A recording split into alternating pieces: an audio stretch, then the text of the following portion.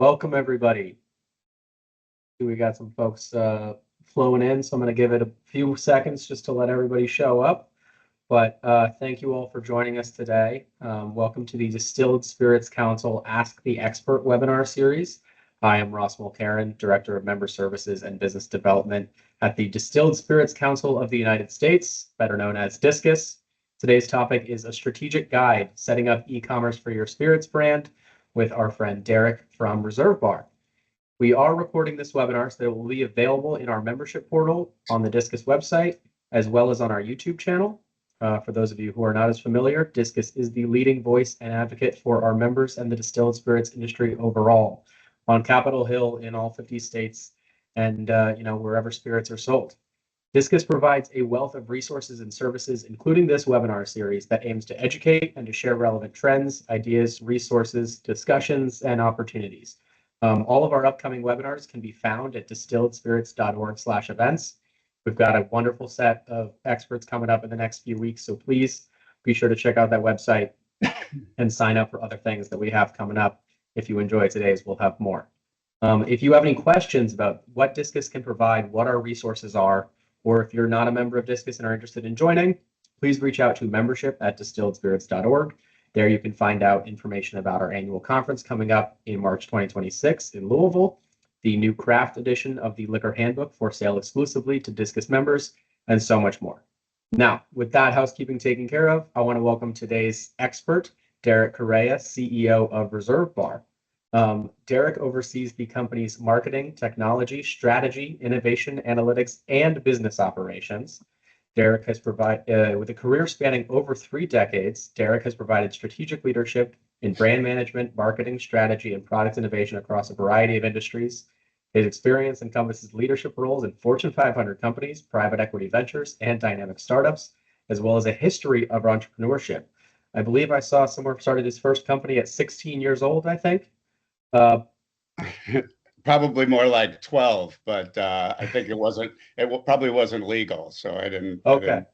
Well, I mean, working at the age of 12, not that the business that I started was illegal. There you go. Well, I think we're clear on the statute of limitations there. But before his current role at Reserve Bar, Derek held pivotal positions as a senior marketing executive at PepsiCo and Diageo.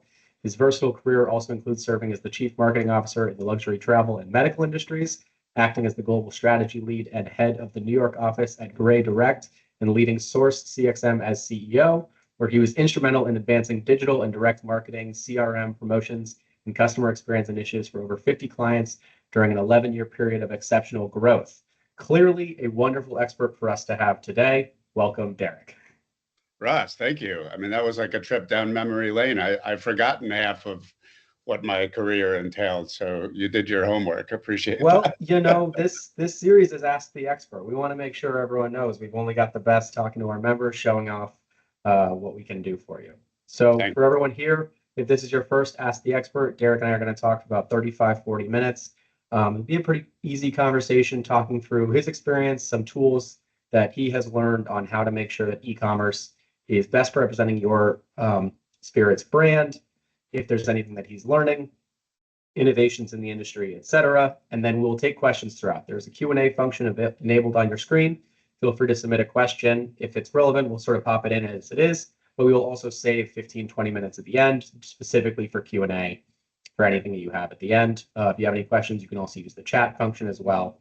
And then, but we'll make sure we have some time at the end. And then next week, we will send a recording of this webinar to everyone who has registered so that you can have it in perpetuity, or you can check it out on our YouTube page or in our membership portal. Now, that was all the fun stuff. Let's get down to the serious business. Derek, in other conversations I've heard you talking about, as I know you do webinars like this a lot, I've heard you talk about sort of the concept and strategy of e-commerce everywhere. What does that actually mean to you? Yeah, so e-commerce everywhere basically is a vision for frictionless commerce opportunities in every logical moment that exists in life, right? And that is really significantly enabled by this device that virtually everybody carries around these days. And essentially, in an e-commerce world, gives you the opportunity to buy anything, whether it's something that you see on this device, or it's something that you encounter in real life with this device in your hand, which is the majority of our waking hours, right? So so I heard somebody say one time, and I thought it was kind of interesting, that people don't go shopping as much as they used to, but rather they're just shopping, right? I think everybody has probably, impulsively bought something because something was presented to you. And by the way, the systems and the technology is getting better and better at presenting the right thing to people at the right time. So Of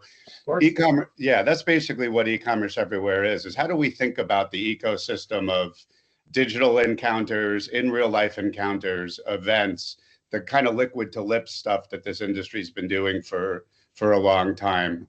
Content to commerce. We happen to be blessed that we work in an industry that is high engagement. We're not here selling kitchen cleaning products and things like that. People actually care about alcohol. They're interested in learning about it and being educated. And all of Absolutely. those opportunities, if somebody's leaning in to learn something about bourbon or to learn a cocktail recipe, that's a logical moment for them to buy that very product they're learning about. Absolutely. I like that idea of, they're not going shopping, they're just always shopping because it's always available. There's always an option for it. So when someone is thinking about optimizing their sort of brand owned e-commerce, how do they integrate that sort of everywhere concept beyond just putting a buy now button on your website? Yeah, well, one of the things that's a little bit different about e-commerce in our industry is that it actually isn't a channel, right? And except we're talking about spirits here. So there's only 6 states, I believe, right now where there actually is true D2C for spirits. Mhm. D2C, whereby you actually manufactured the product, you distilled it, you bottled it, and you can sell it directly to the consumer. That's like far less than 1% of all of e-commerce in our industry. The vast majority of it is actually still pulling through the 3-tier system. Those products are sold by the licensed retailers. They're the seller of record, right? So the good news about that is that we don't have a channel conflict, right? A lot of Mhm. categories, when they start to do DTC, they start to aggravate the very channel that's the majority of their customers, buying from them directly or through distributors. In this instance, e-commerce supports the off-premise trade. And quite frankly, it supports building brands and driving depletions and building case volume even more broadly than that. So when you think about e-commerce the right way, you're not just thinking about a buy now button and how many bottles did we sell today on our website. You should be thinking about how is e-commerce facilitating brand building and storytelling, where I can send people who I've got, engaged one way or another through an event where they've tasted my product, through a digital ad that they've seen, where I can get them to my website, where I can control the brand storytell, right? Gone are the days when you had trust in the retail channel that, hey, when somebody goes to the store and asks about my product, they're going to get the right brand story because I spent Mhm. time in the field and I talked to those retailers and those employees. Forget it. You don't even get a shelf talker now. You got your facing and your label, right? So e-commerce is a way to build the brand and then preserve that brand journey all the way to checkout, as opposed to sending them to a retailer where maybe your product's not in stock or you're being cross-sold. Even on an e-commerce site that's a retailer's e-commerce, right? You send them there and you think that you're going to get that depletion, and then next thing you know, up pops your competitor at a good price point, and you've now depleted your competitor's product. So controlling that brand journey is important. And all the things that go with it, your tasting notes, your maker story, your process story, your, whatever storytelling you're doing, your signature cocktails, etc.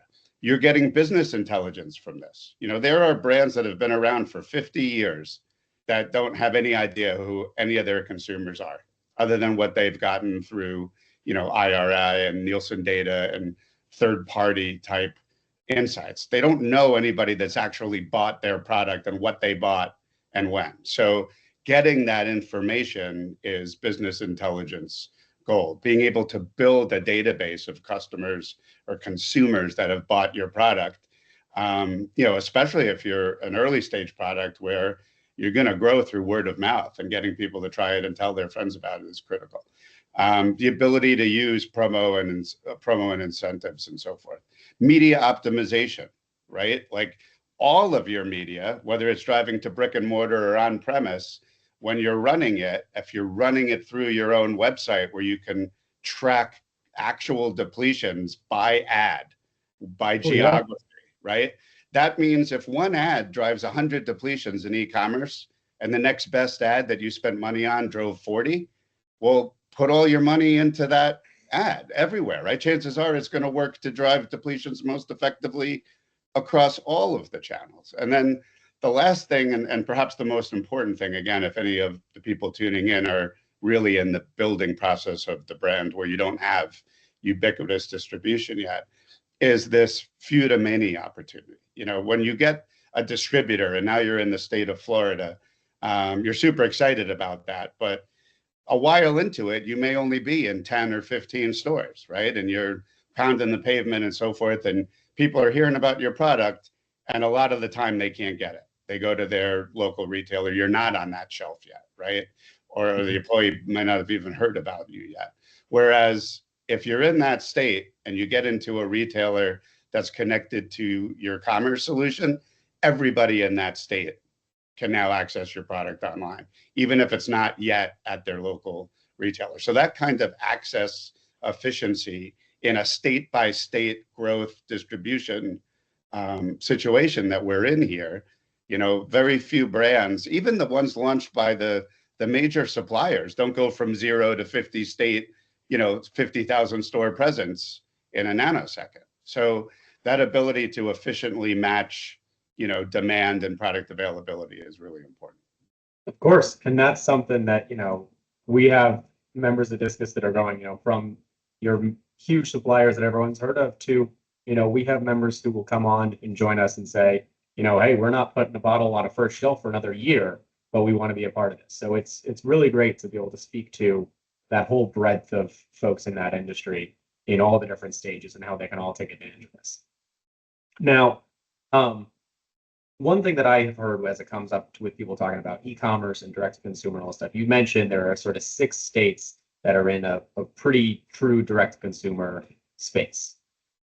Where does, I feel like e-commerce and DTC, there's some misconceptions that people get worried about compliance, that worry about making sure that they are following the law as it is written. We do not want to advocate for anyone to not do so. Discus believes in following all those regulations and staying on the right side of the law, not dabbling in the gray areas. And I know you feel strongly about that as well. So is there how do you find yourself reassuring people that they can follow e-commerce practices in a fully compliant manner, that they are not risking finding themselves in that gray area? Yeah, that's a really good question, Russ. I would say that compliance in general, following regulations, following the law in this industry or in life as a citizen or whatever the case may be, starts with intent, right? First, you have to intend to be compliant. You have to have an intention to, right? And not everybody does. There are plenty of companies out there operating in this space that see a business opportunity to make a profit, circumventing regulations. Okay, so you have to first have intent to be regulatory compliant, and we do and have for quite some time. And even if we didn't want to, we would have to, because we have an investment from a tier member. We do a lot of solutions. We provide solutions for major suppliers who have legal departments who are vetting our solutions, right? So that's one of the reasons why, we've been able to grow, is because we do that. So once you have intent, then, it's still very difficult, right? You talked about gray areas, think about 50 states, thousands of towns, tens of thousands of municipalities across county, town, et cetera. And a lot of these regulations were written a long, long time ago. Some of them were written, most of them were written before the internet.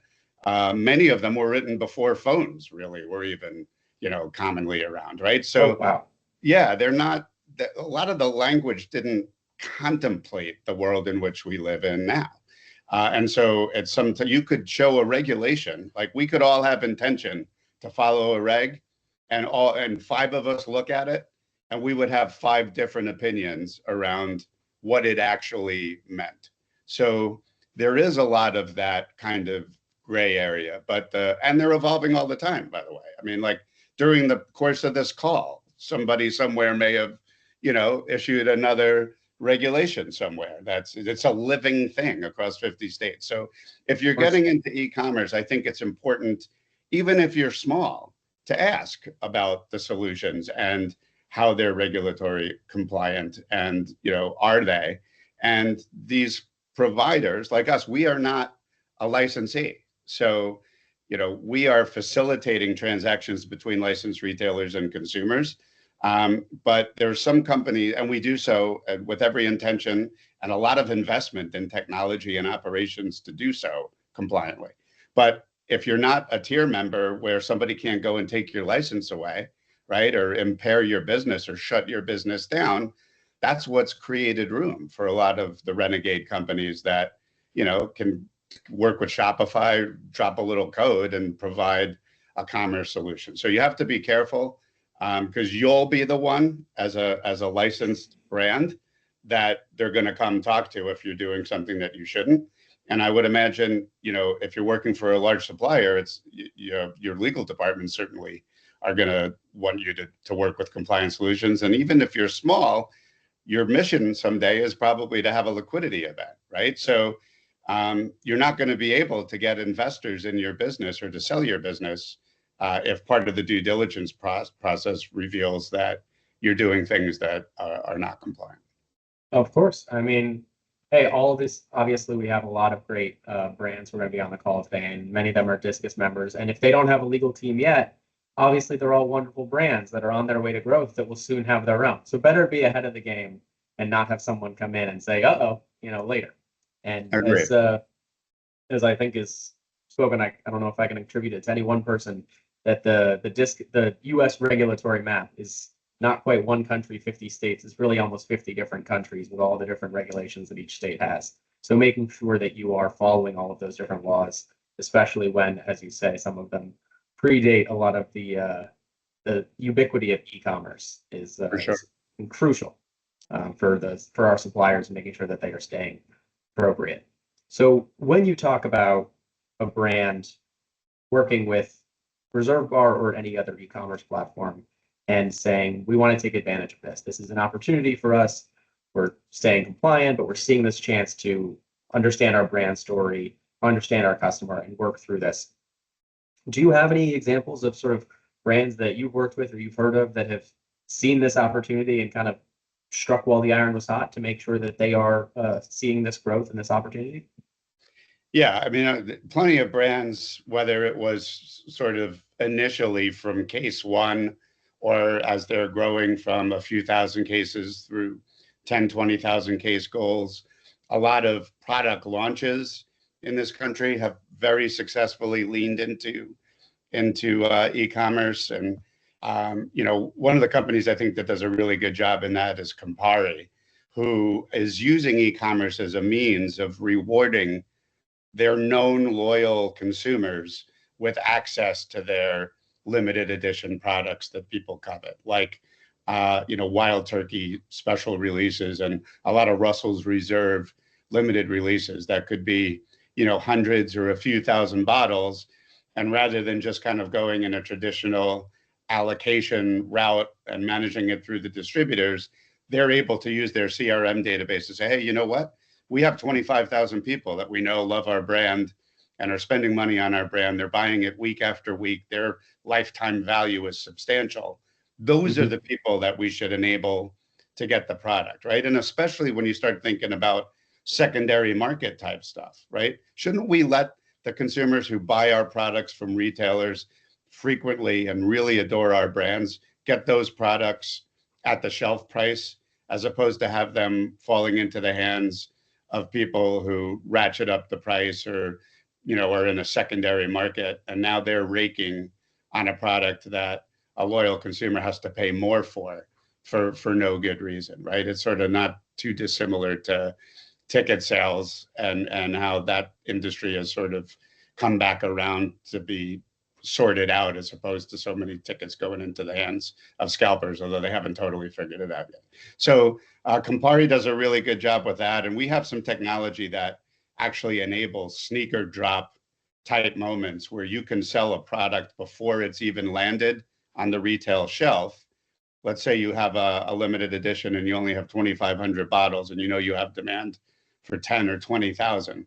When you drop that in that moment, our technology uses like Ticketmaster type tech, so that if I've carded it, I have a limited time to check out. And if I don't check out and buy that product, it's going back into availability for someone else to buy. So you can make sure that everybody who's buying that product is getting it, and create like these, sneaker drop moments of really limited kind of addition impact from a brand perspective, which is, valuable for brands and their core brand expressions. So that's a good example. I think a lot of brands that sell, we do specialize in luxury and high-end products. If you're a luxury or high-end product, chances are you're a pretty good product for gift giving. And a lot of people like to give gifts of new products or limited products, or want to be the arbiter of, hey, I really know tequila. I want to send my friends tequilas that I like, because that's an equity that I have, and I know they'll appreciate me introducing them to another new tequila that I think is great, right? So I can send it to them. It's very difficult to gift people alcohol unless it's in person, right? Of course. But I was coming over to you today and I wanted to give you a bottle. That's easy. I stop at the retail store, I get it, I bring it with me. But if I want to send it to you, I go to the retail store, they're not going to do it. Then I go to the post office and they say, hey, what's in there? Oh, it's a bottle of bourbon. Well, you can't ship that in the mail, right? Like, so e-commerce makes gifting easy, and there's a massive, unmet need, I think, relative to things like flowers and tchotchkes and so forth, especially when you add engraving and personalization. Like if I was to send you a bottle that, said something, a nice personalized message from me that's engraved right on that bottle becomes a little more special than just the bottle and the juice inside, right? So those, I think, are some of the ways people are really leaning into successful e-commerce and growing their brands. Yeah, that's fantastic. I'm gonna have to try that next time. I was planning to go buy flowers. I'll have to go get an engraved bottle instead. I'll let you know how that goes over for me. Well, no, that's fun. Like Father's Day comes around, right? Like on Mother's Day, you could of course send your mom, wine or spirits or champagne, but flowers are just such a common default thing to send mom. But Father's Day comes around a few weeks later, and I don't think a lot of people are sending their dads like a dozen roses, or a special "I love you, Dad" bouquet, right? So like when you think Father's Day comes every year, all of a sudden, if you start thinking about it, like, yeah, that would be a cool thing to send my dad. Maybe a bottle that he wouldn't spend his own money on, that I could buy for him. That becomes like a really nice thing. And plus, when you go to visit your dad, then you can get him to crack it open and you get to have some too. That's just a win-win for everybody. That's great. We love that. So, obviously, it sounds like there's people doing some really great work, working on that brand loyalty, increasing that recognition of their customers, and having them sort of stay more loyal, getting the chance to utilize those high-end products, something like that. On the flip side, is there anything that you're seeing that is sort of a common mistake or a common error that people make either on their first foray into the space, or maybe they've done it a while and they want to try something different and they're making, I don't know, some kind of misstep you've seen a few times over that might not be obvious to someone who's sort of learning the space and is not quite an expert as yourself. No, I mean, look, we could have a whole call just on that, because when you are not in an e-commerce business, which you're not really, most brands, until they're having this conversation or talking to us, and then you implement the technology, so you have e-commerce, you're not suddenly like awesome at e-commerce. Like the most common mistake is, oh, well, we added it to the site, like, and then they sit there staring at their dashboard waiting to start selling 100 bottles a day. And it's like, well, what are you actually doing? And then you get into it and you see you're still directing your ads to, retailers, or using Micmac or Smart Commerce or something like that to dole it out between Total Wine and Kroger and Bevmo or whatever. Like, why would you do that? Now that you have commerce, you should be sending the traffic back to your own site. When you send it, God love all of these retailers. They're all partners of ours. We think they're all great. But Total Wine wants to sell alcohol, not necessarily your alcohol, right? So when you send them traffic, they're happy with a $100 cart. If your product's not in it, it's still $100 cart, right? And in fact, they have their white label brands and so forth. They're probably more inclined to sell those. So, mistake number one is to have e-commerce and not start leveraging it in your marketing, in your social media. Social media, link back to your products and your PDPs or your brand storytelling, depending on the engagement level. You're doing events. You paid to sample your product at Coachella. When the person samples the product, give them a QR code and say, hey, you can get free shipping right now if you want. Get that whole cocktail sent to you since you just enjoyed it. Because otherwise they're going to the next stage and watching the next band, and they probably already forgot what the cocktail was or possibly even your brand name, right? So the main thing is you've got to think like an e-commerce brand once you have it, and start leveraging all of those benefits, right? Even if I send somebody back to my own site and they don't cart and checkout, I can still then retarget them with abandoned cart marketing and retargeting, which are the most efficient components of the media mix. You lose that when you send your traffic elsewhere. So that's the one thing. And then the other one is a little bit more nuanced, but it's a little bit tricky, right? Some people think that friction in e-commerce is clicks, right? Like the least amount of clicks is the least amount of friction. And that is true when there's a high degree of purchase intent and trust, and somebody sees something, an ad, and it says, hey, you can buy this product right now, click here. That's by intention. Probably you want to send them right to the PDP or even a deep cart link to checkout. Yeah. In other instances, friction is not knowing enough about the brand, not having trust in that brand, not having an ability to determine that brand is indeed for you when you're willing to risk your money to buy it. In that case, friction because those are the friction things, having too few clicks and going right to cart checkout is probably not strategically right. So you have to think about how is somebody engaging with your brand if they're still needing to understand your brand and to engage with it in order to build purchase intent. Then you want to take them to those functions that your website ideally has if you built it right. Interesting. So if someone is saying, I definitely want to buy this thing, you want to get them to that cart as soon as possible. But if someone's just learning about your brand, you don't want them to be selling to them immediately before they even had a chance to decide if they want it, because then they might get sort of pushed off. Exactly. And I mean, everybody understands that. Like when you say it, it's like, well, yeah, that makes sense. But actually having an aptitude to manage those journeys appropriately in all the different ways you engage with consumers is challenging and requires some degree of expertise. Yeah. And in the e-commerce sort of space, we're getting better at understanding how to figure out who those customers are before they click so that you know what to present to them. Exactly. That's just great. That's just like having a really smart salesperson beside you who knows who all those people are walking in the door, and they can tell you what to sell. Just like the retailer who used to know everyone in their town that used to come in. Well, So, look, there's a lot of brands who have a lot of things to say, right? Like I just talked to a brand the other day. I won't mention it. And I'm like, well, tell me about your brand. Tell me your brand story. And it took them like 20 minutes. And everything they were saying, there wasn't anything they said that was like off-putting. It was all good stuff. But you don't have 20 minutes. You have 20 seconds. You have 2 seconds, right? Yep. You have 2 seconds for the initial engagement. And that's, if people are just hearing about you, it's very rare that 2 seconds is going to go to carting and checking out a product, right? Or buying it in a store. So when that happens, you got to have the right message to sort of like get them enticed to lean in. And then you've got to let your story unfold. And to your point, in an ideal world, let's say you had just to simplify things, you had a tequila and it had like a really amazing origin distillation story, like really fantastic agave. That's one aspect of it.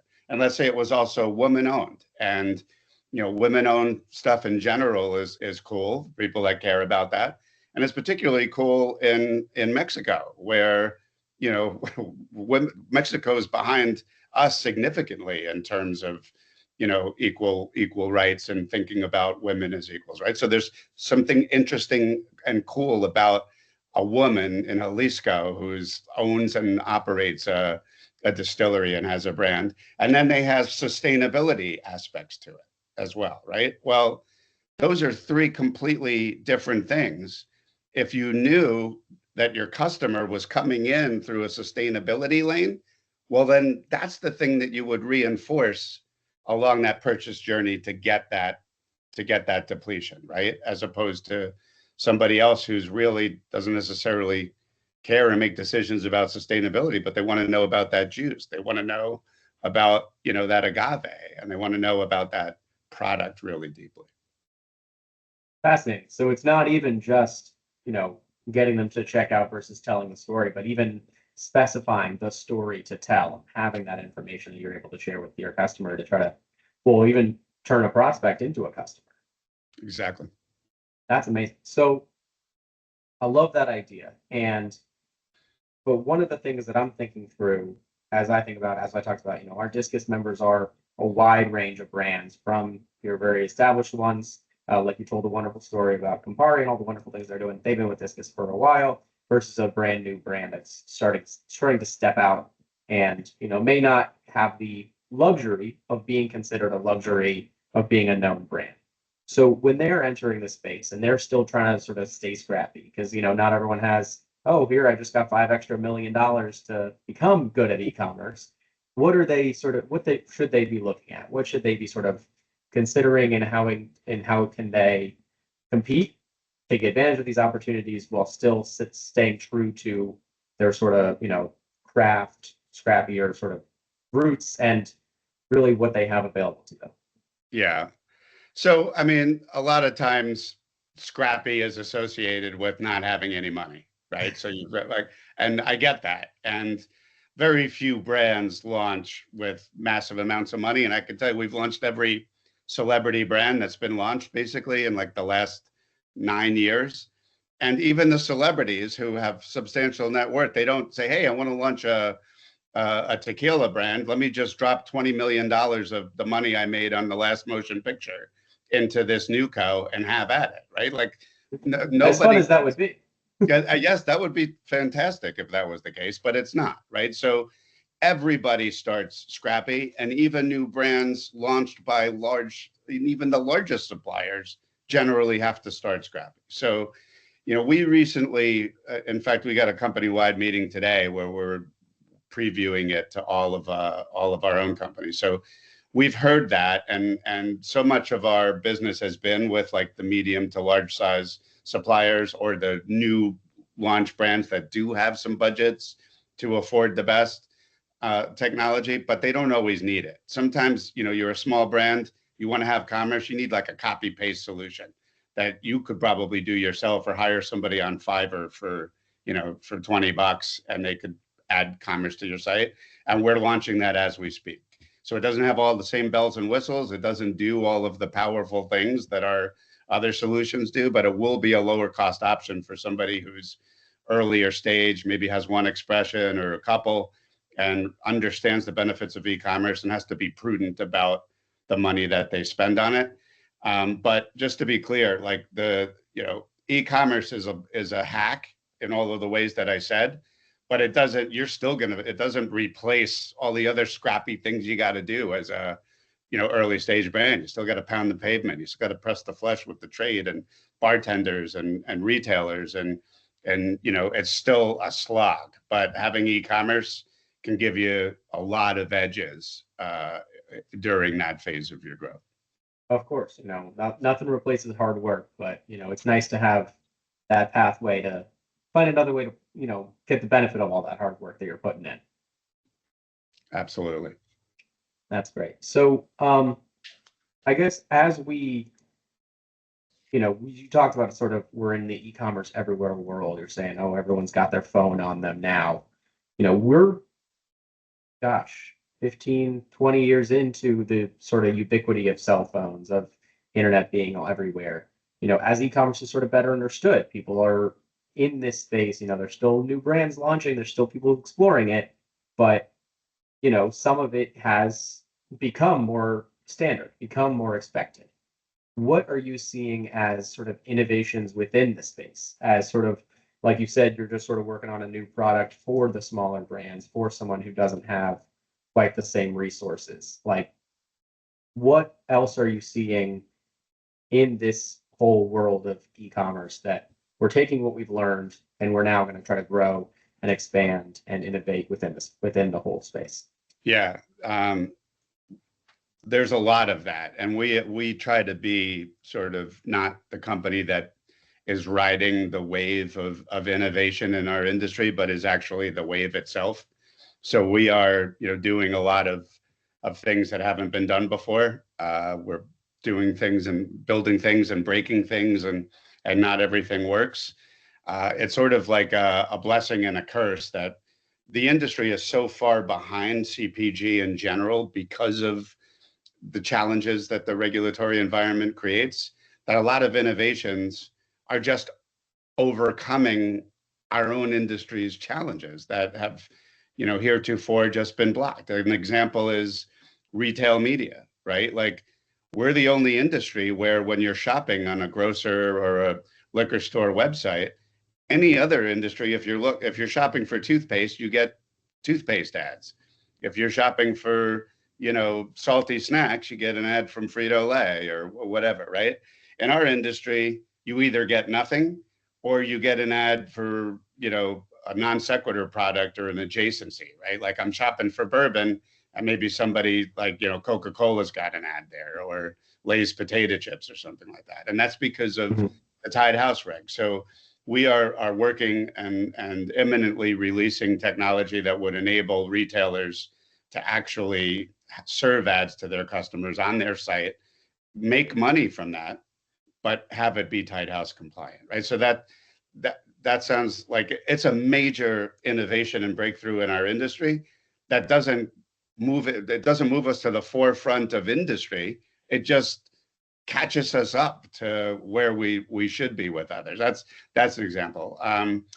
We just had a meeting yesterday, in fact, with a major publisher where we're using AI. This is one I think that is actually out in front of all industries, which is what we call AI affiliate, right? So instead of a listicle on 7 great gins to try this fall, where the bids are coming from the retailers who are willing to pay an affiliate fee to be the one that gets that order when you click on the link, we're using AI to crawl content on sites, words like brands like Tanqueray or Bombay Sapphire for gin, right? Or a category term like gin, or an image where the AI can detect this is an image of Plymouth gin, right? So all of that basically automates content to commerce, where if I'm on a publisher site that's writing about spirits, I have a level of engagement in reading that content that is commensurate in that, back to that e-commerce everywhere concept. Like, I should be able to buy what I'm reading about.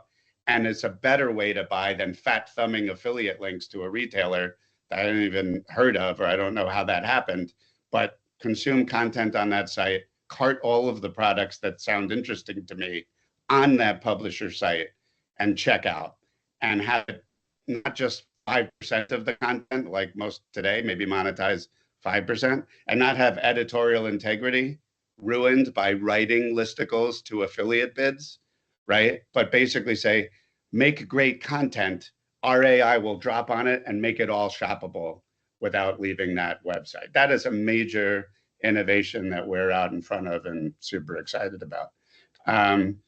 Another one, and I'll just end with this one because I think we're getting close to time, but in other countries in our industry, brands can actually have stores or stores within stores where they're paying for their branding and the kind of experience that they want you to have and how things are merchandised and what that store experience is like, consistent with the brand. And a lot of luxury brands do that in Europe and in Asia.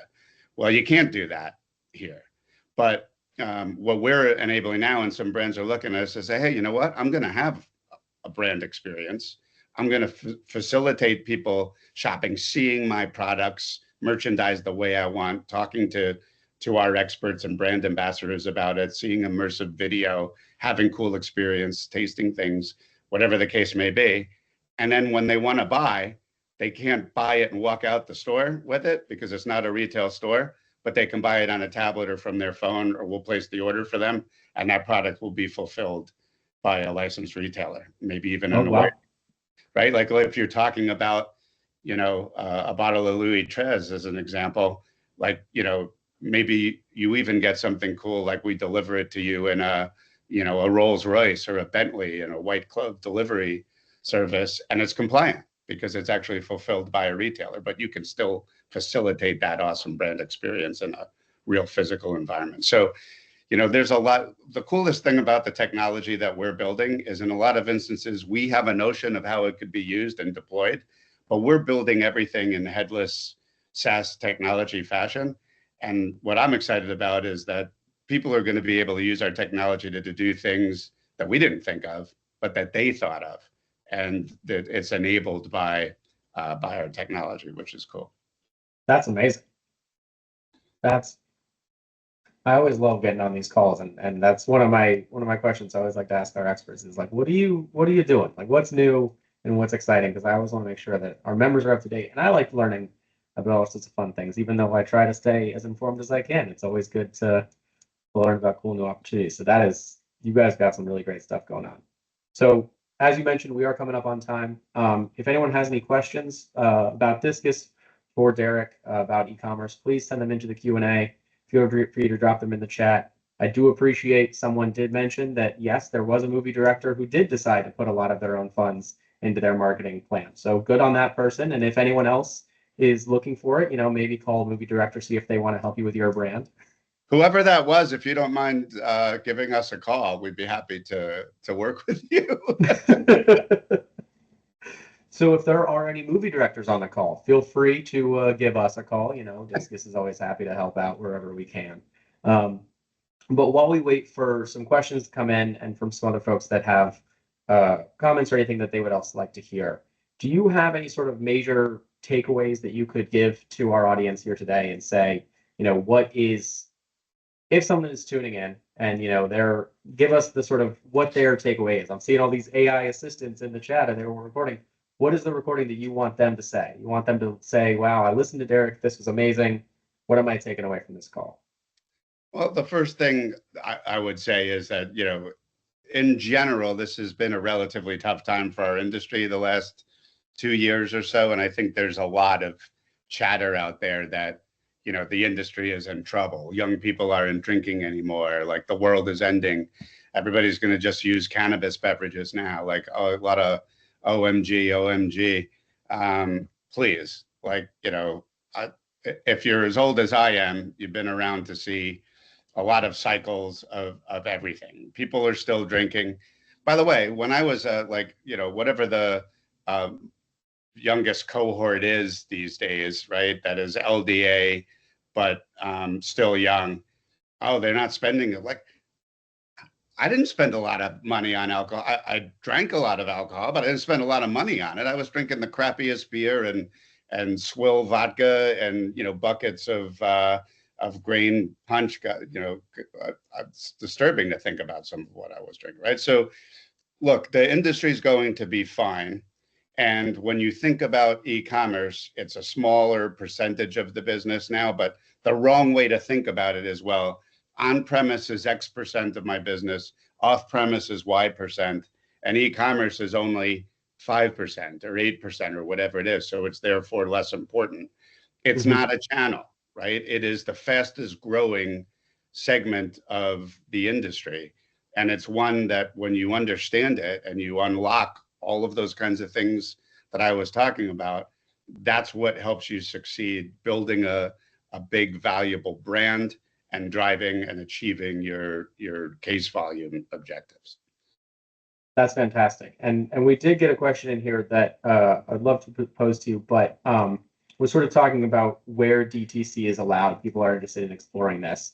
So before I let you riff on where people should be looking at DTC, I would like to make sure that everyone knows that if you are a Discus member, you can utilize our summary of state laws tool in the member portal, which has a wonderful breakdown of all the beverage alcohol, spirits laws broken down by states, control states, licensed states, all sorts of wonderful options in your member portal. If you are having trouble accessing that, please reach out to membership@distilledspirits.org. I had to get that little pitch in. Derek, Well done, Russ. thank you very much. Where are you seeing the DTC movement? What are the states that are allowing it, and where should people be looking if they're interested in learning more about it? Yeah, so we have to deal with it across all bev types, right? So wine has its own rules, and by the way, wine has its own rules for domestic wine produced, right, which are different than imported wine. Beer has its own rules, and spirits have its own rules. So I'm not going to say the states because I'll get it wrong, but there are 6 states, I believe, and maybe 7, and there's a lot of pending legislation. And a lot of constituents within Discus and within the industry have very different opinions about this, right? Like a lot of companies and businesses do not want DTC from distillers. Others do. It's not for me to say what is right or wrong or what should or shouldn't be. Basically, these decisions are driven by the constituents of states.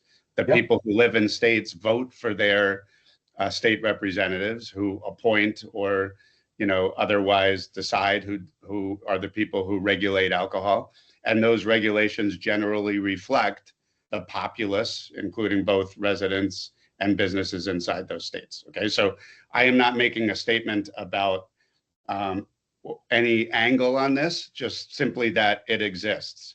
And the interesting thing about it is that so far, to my knowledge, all of the states that have allowed it have also allowed reciprocity with other states. So as an example, 2 states that I'm certain now allow this are Kentucky and New York, which means that if you're Kentucky and there's a distillery in Kentucky that will ship product directly to you or deliver it, you can do that and buy it from them. And if you're in New York and there's one that does it and they ship it to New York, they can if they want to, and that's compliant because there's reciprocity. And the primary reason for that is to not run afoul of the interstate commerce clause of the Constitution. That's like another whole thing. I'm sure would be a very fun webinar for Discus to have, right? But the one thing I would say is, what in an e-commerce world, if you're one of those brands that happens to be in a state, you have a lot of motivation to sell DTC, right? The margins are better. It'd be kind of a cool way to do limited edition products and make them available DTC to consumers in your database. We were talking about those Campari examples before, which are not DTC. They're still pulled through retailers, but you want a technology that would enable you to give the consumer the choice. If they want to buy from you directly and it's compliant and legal to do so, they could. And so you could have commerce on your site where you're a Kentucky bourbon. If somebody visits your site and their address is Kentucky, you could say, hey, you can buy these products directly from the distillery if you want, and the tech would direct that order to the distillery. Whereas if they are coming to your site from Georgia, which does not allow DTC and is in fact only a local delivery, they don't even allow shipping, then they're going to be able to buy your product, but only from Georgia retailers that have it, who deliver it via DSP or their own drivers, right? So that's kind of the state of affairs there. And like you said, Discus is, that's why we belong. They're the best resource for managing all of these kind of legal complexities. Well, thank you. I appreciate you stepping in on a little bit of the Discus pitch, taking a little bit of the burden off my shoulders. But I will say, to your point, and I apologize, but this is my job. If you are a constituent in a community where you think the beverage alcohol law is impacting you and you want to make sure you're a part of it, if you are not signed up for the Discus Spirits United platform, you should be. We will give you information about pending legislation in your area and tell you if you would like to write to your local members of Congress or the State House or whomever. We'll give you that information so you can stay abreast of what is happening in your area.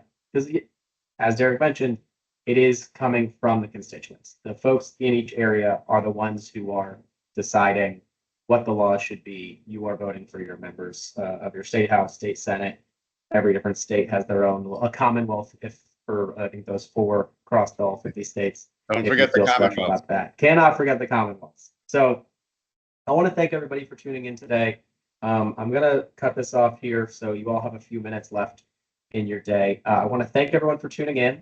If you have any questions for us, again, please reach out to membership@distilledspirits.org. If you are a Discus member and are interested in talking more with Derek and anyone else on his team, you can check out brands@reservebar.com. I know they have some special discounts for Discus members if you are interested in working with them. We always encourage folks to work with our wonderful members because Derek and his team have been great members of ours and great partners to the industry. So again, if you have any questions, membership@distilledspirits.org. You can reach out to me. You can feel free to reach out to us, and we'd love to talk to you some more. And I will say thank you to everyone else, and we'll see you guys next week or the week after, and all of our future Ask the Expert webinars. Thanks, everybody. Thanks, Ross. Thanks, everybody.